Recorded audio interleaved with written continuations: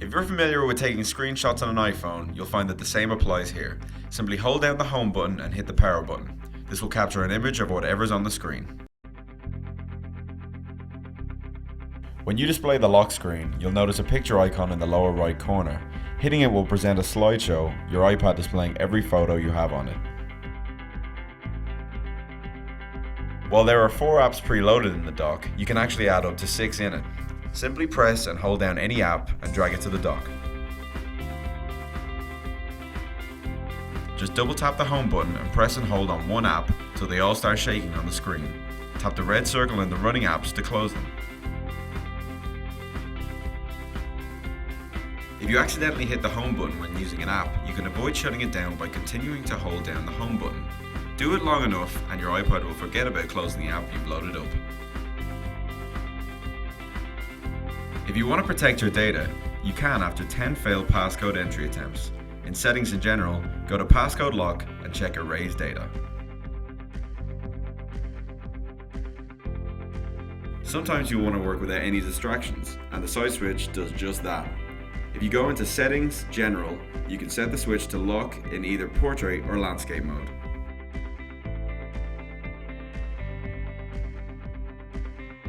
While the search engine is set to Google by default, you can change it to either Yahoo or Bing if you wish. In Settings, go to Safari, and then Search Engine. If there are other people using your iPad regularly and you want to limit the content that they can access, go to General, then Restrictions, and enable them to select what apps can be accessed. If a numerical password isn't strong enough, you can make it more complex. In Settings, go to General and then Password Lock and turn off Simple Password. You'll then be prompted to enter your old and new password.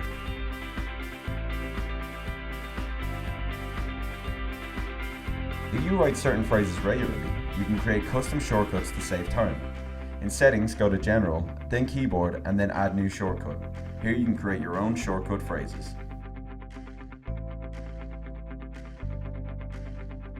If you turn multitasking gestures on in General Settings, this will allow you to use 4 or 5 fingers to swipe left and right between apps, swipe up to reveal the multitasking bar, and pinch your way back to the home screen.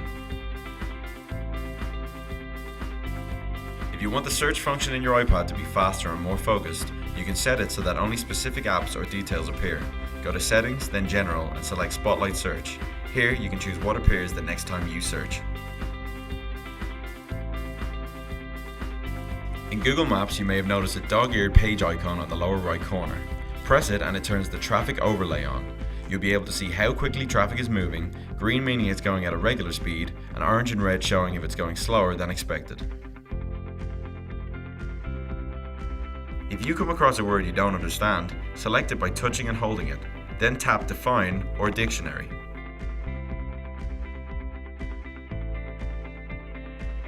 On the keyboard, swiping up the comma key quickly will insert an apostrophe, and swiping up the full stop key inserts a quotation mark.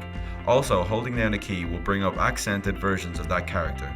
Pressing spacebar twice will do a full stop and then a space.